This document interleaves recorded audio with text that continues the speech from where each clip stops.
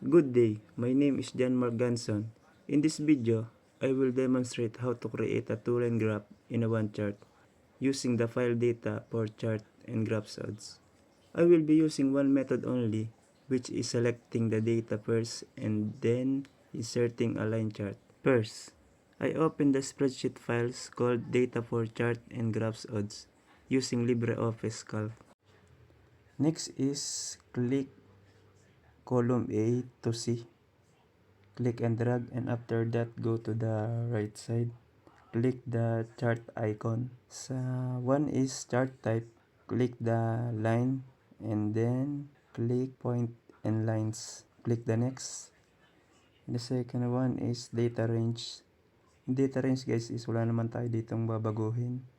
And third one, data series. Sa data series guys is remove natin yung year. And after that is go to the categories, select this icon and click year 2022, and after that is next. Fourth is chart elements. Chart elements is ilalagay natin to ng title. Lagyan natin ng population of the Philippines, the year 1955 to 2022.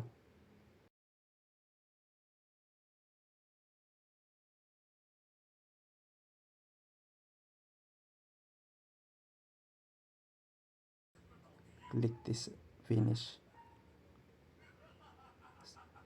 And ito na guys yung resulta ng ating nagawa.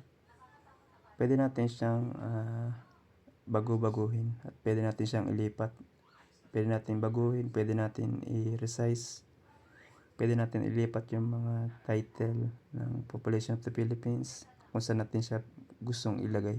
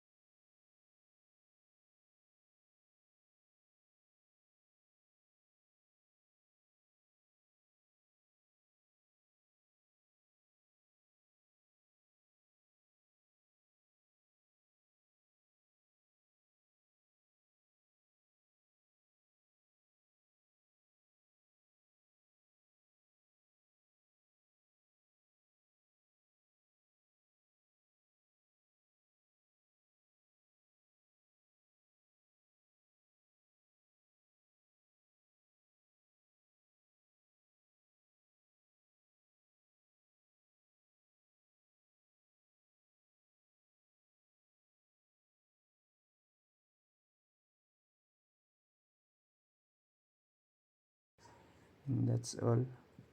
Thank you for watching.